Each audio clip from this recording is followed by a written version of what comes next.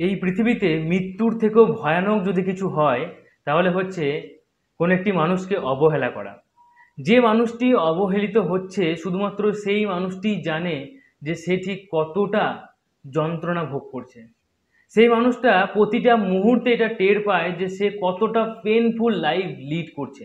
সে হয়তো কখনোই কাউকে বলে বোঝাতে পারে না, বা তাকে দেখেও হয়তো সেইভাবে বুঝতে পারা যায় না যে সে ঠিক কতটা যন্ত্রণায় আছে, কতটা কষ্টে আছে। কোনো একটি মানুষকে খুন না করেও যদি মেরে ফেলতে চাও, তাহলে সেই মানুষটাকে প্রথমে খুব করে ভালোবাসতে হবে। সেই মানুষটাকে খুব সম্মান করতে হবে, খুব শ্রদ্ধা করতে হবে, তাকে সময় দিতে হবে, তাকে সম্পূর্ণ তোমার মায়ায় জড়িয়ে ফেলতে হবে। তারপর সেই মানুষটাকে অবহেলা করতে হবে।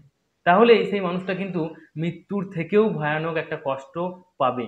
সেই মানুষটা হয়তো কখনোই এটা কাউকে বলে বোঝাতে পারবে না যে সে ঠিক কতটা কষ্টে আছে, কিন্তু সে পৃথিবীর সব থেকে যন্ত্রণাদায়ক কষ্টটা ভোগ করছে। তাহলে যে মানুষগুলো অবহেলা করে সেই মানুষগুলো কি তাহলে প্রি প্ল্যানিং করে বের হয় যে আমি এতগুলো মানুষকে ভালোবাসার জালে ফাঁসাবো এবং তারপরে তাকে অবহেলা করব এবং সে কষ্ট পাবে? এমনটা কিন্তু নয়। কারণ যে মানুষটাকে তুমি ভালোবেসেছো সেই মানুষটা সাথে তোমার কোনো শত্রুতা নেই। সেই মানুষটা আগে থেকে তোমাকে চিনতেও না, তাহলে সেই মানুষটা তোমাকে অবহেলা করছে কেন? একটা মানুষ অবহেলা করে বা অবহেলার এই যে সিচুয়েশনটা তৈরি হয় শুধুমাত্র তিনটে কারণের জন্য। এই তিনটে বিষয়ে তোমাকে একটু পর্যবেক্ষণ করতে হবে এবং বুঝতে হবে যে এই তিনটে বিষয় তোমার রিলেশনশিপে তৈরি হয়নি তো। যদি তোমার রিলেশনশিপে এই তিন রকম সিচুয়েশন তৈরি হচ্ছে, তাহলে তোমাকে একটু ভাবতে হবে এবং আমার কথা মতো কাজ করতে হবে।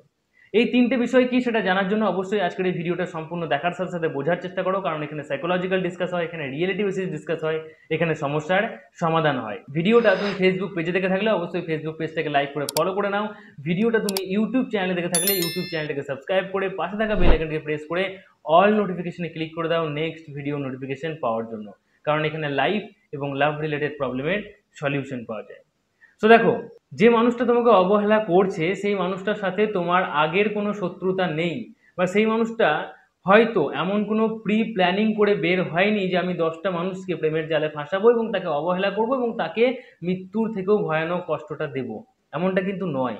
তো প্রথম যে সিচুয়েশনটা তৈরি হয়, এই অবহেলার সিচুয়েশনটা তৈরি হওয়ার পেছনে যে কারণটা সেটা হলো মিসআন্ডারস্ট্যান্ডিং। ইয়েস, ভালো করে বোঝার চেষ্টা করো আমি কি বলতে চাইছি। বেশিরভাগ ক্ষেত্রেই এমনটা দেখা গিয়েছে যে একটি মেয়ের সম্পূর্ণ ভালোবাসাটা শুরু হচ্ছে যখন, তখন একটি ছেলের ভালোবাসা শেষ হয়ে যাচ্ছে। হ্যাঁ, কথাটাকে একটু ঘুরিয়েও বলতে পারো যে যখন একটি ছেলের ভালোবাসা শেষ হচ্ছে ঠিক সেই সময়েই একটি মেয়ের ভালোবাসা শুরু হচ্ছে। কেমন? দেখো, বেশিরভাগ ক্ষেত্রেই ছেলেদের মধ্যে যে জিনিসটা দেখতে পাওয়া যায় সেটা হচ্ছে যে ছেলেরা কিন্তু ভিজুয়াল ওরিয়েন্টেড পার্সন, আর মেয়েরা বেশিরভাগ ক্ষেত্রে অডিটরি ওরিয়েন্টেড পার্সন। এখন এই ভিজুয়াল ওরিয়েন্টেড পার্সন কথার মানে হচ্ছে যে ছেলেরা বেশিরভাগ ক্ষেত্রে কোনো না কোনো একটা বিষয়ের ওপর লক্ষ্য করে তারা প্রেমে পড়ে। যেমন কোনো একটা মেয়ে সুন্দর, কোনো একটা মেয়ের চোখ সুন্দর, কোনো একটা মেয়ের চুল সুন্দর, কোনো একটা মেয়ে খুব ফর্সা, কোনো একটা মেয়ের খুব বড়লোক ঘরের, কোনো একটা মেয়ের মধ্যে খুব ভালো কোয়ালিটি আছে, এই সব দেখে তারা খুব সহজে খুব অল্প সময়ে এবং হুট করে প্রেমে পড়ে। এবং এটাই বেশিরভাগ ক্ষেত্রে রিলেশনশিপ ব্রেক হওয়ার এবং অবহেলা করার সিচুয়েশন তৈরি করে। কেন? কারণ বেশিরভাগ ক্ষেত্রে যেহেতু ছেলেরা হুট করে প্রেমটা শুরু করছে, তো ছেলেরা প্রথম দিকেই কিন্তু প্রচুর সময় দেয় মেয়েটাকে, প্রচুর কেয়ার করে, প্রচুর সম্মান করে, প্রচুর পরিমাণে সে ভালোবাসা দেখায়।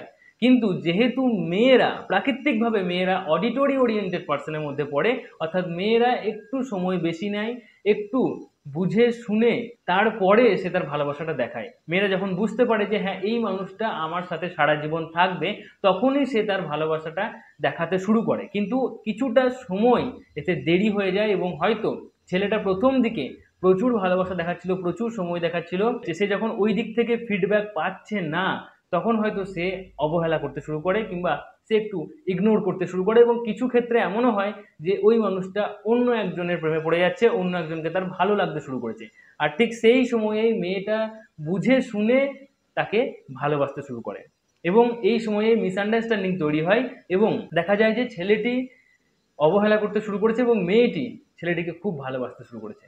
এখন তোমাকে এই বিষয়টা বুঝতে হবে যে ছেলেরা বেশিরভাগ ক্ষেত্রে ভিজুয়াল ওরিয়েন্টেড পার্সন, আর মেয়েরা কিন্তু বেশিরভাগ ক্ষেত্রেই অডিটরি ওরিয়েন্টেড পার্সন। তবুও আমি একটা ভিডিওতে এটাও বলেছিলাম যে তুমি যদি ছেলেটার মধ্যে একটু অডিটরি ওরিয়েন্টেড পার্সনের ভাবটা দেখতে পাও, তাহলে ওই ছেলেটাকে লাইফ পার্টনার করা ভালো। কারণ ওই ছেলেটার ক্ষেত্রে এই মিসআন্ডারস্ট্যান্ডিংটা হয়তো তৈরি হবে না, বা তৈরি হলেও হয়তো রিলেশন ব্রেক করবে না। কিন্তু যাই হোক, ম্যাক্সিমাম ক্ষেত্রে প্রাকৃতিকভাবে যেহেতু ছেলেরা একটু এরকমই, তো তোমাকে এটা বুঝতে হবে যে এই সময়টা একটু ব্যালেন্স করতে হবে। দেখতে হবে যে ছেলেটা যখন তোমাকে প্রচুর সময় দিচ্ছে, যখন তোমাকে প্রচুর ভালোবাসছে, যখন তোমাকে প্রচুর কেয়ার করছে, সেই সময়টা একটু তোমাকে তার মতো করেও হ্যান্ডেল করতে হবে। তবে হ্যাঁ, একটু বুঝে শুনে এবং একটু ব্যালেন্স করে। সম্পূর্ণভাবে নিজেকে বিলিয়ে দিলেও কিন্তু হবে না, ঠিক আছে? এই সময়টা একটু ব্যালেন্স করতে জানতে হবে। এবং এটা ছেলেটারও বোঝা উচিত যে মেয়েরা যেহেতু প্রাকৃতিকভাবে একটু অডিটরি ওরিয়েন্টেড পার্সন, তো মেয়েরা একটু বুঝে শুনে তারপরেই নিজেকে অন্য মানুষের কাছে সঁপে দেয়। তো হয়তো তোমার মন একটু উঠে যাচ্ছে, হয়তো তোমার একটু অবহেলা করছে তুমি তাকে বা ইগনোর করছো, কিন্তু সম্পূর্ণভাবে রিলেশনটা ব্রেক করার কোনো দরকার নেই।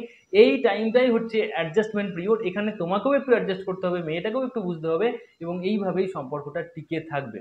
তাই অবশ্যই একটি মেয়ে হয়ে তুমি যদি ভিডিওটা দেখো, তাহলে ভিডিওটা কিন্তু অবশ্যই তোমার পার্টনারকেও শেয়ার করবে, যাতে পার্টনারও এই বিষয়টা বুঝতে পারে। কারণ অনেক ক্ষেত্রেই এমন হয় যে ছেলে বা মেয়ে উভয়ে এই ব্যাপারটা বুঝে উঠতে পারে না। তো কি করব, কেন হচ্ছে এমনটা, এটা না বোঝার কারণে এই সমস্যাগুলো সৃষ্টি হয়। তাই অবশ্যই ভিডিওটা তাকেও শেয়ার করবে, যাতে সে বুঝতে পারে।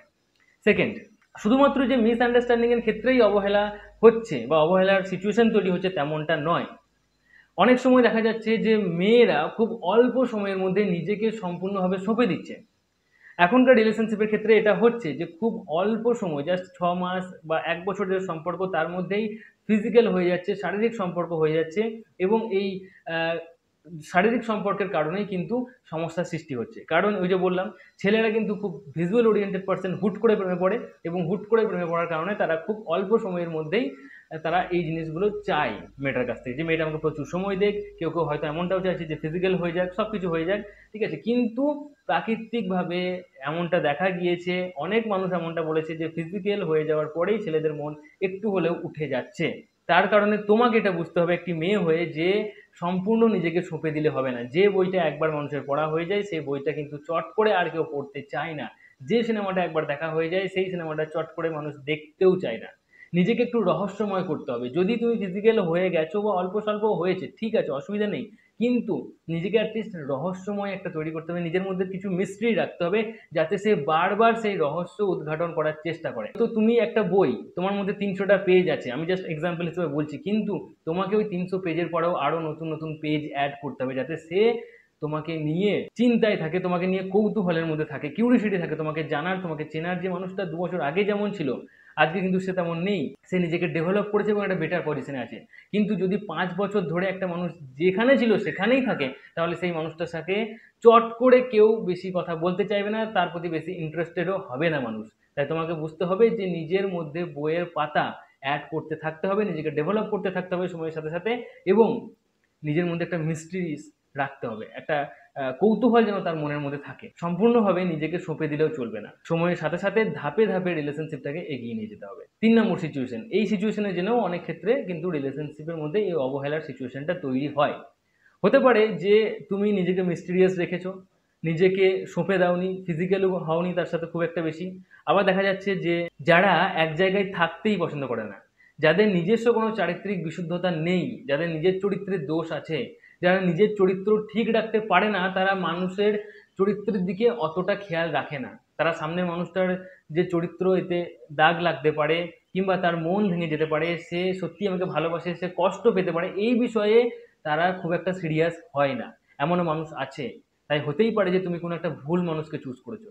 তুমি যদি তোমার দিক থেকে সম্পূর্ণভাবে চেষ্টা করেছো, তুমি হয়তো তাকে বারবার ফোন করেছো, হয়তো তাকে বারবার মেসেজ করেছো, তার সাথে দেখা করে বিষয়টা জানার চেষ্টা করেছো যে সে কেন অবহেলা করছে, কেন সে এমন ব্যবহার করছে, সব কিছু ঠিক করারও চেষ্টা করেছো, তারপরেও দেখেছো যে ঠিক হচ্ছে না, সে আগে যেমন ছিল ঠিক তেমনই ব্যবহার করছে, এই রিলেশনশিপের মধ্যে থাকতেও পছন্দ করছে না, কিংবা এই রিলেশনশিপের মধ্যে থাকলে সে শুধুমাত্র অবহেলাই করছে, তাহলে তোমাকে বুঝতে হবে যে তুমি ভুল মানুষ চুজ করেছো, সেখান থেকে তোমাকে বেরিয়ে আসতেও হবে।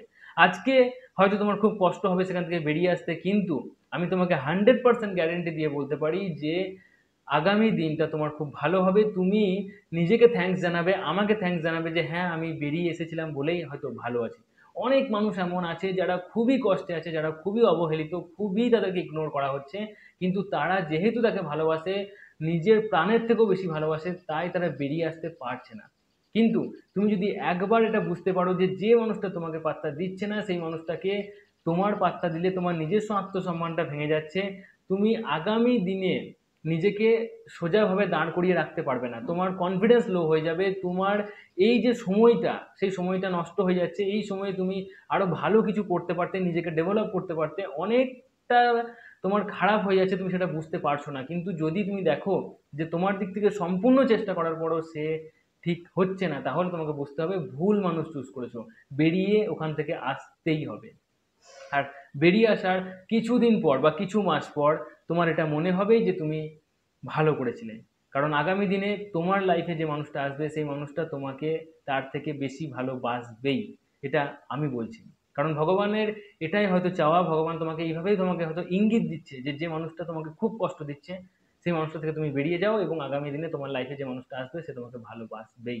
আশা করি ভিডিওটা ভালো লেগেছে। ভিডিওটা ভালো লাগলে অবশ্যই লাইক করো। এই তিনটে পরিস্থিতির সৃষ্টি হয় যেখানে মানুষ অবহেলার শিকার হয়।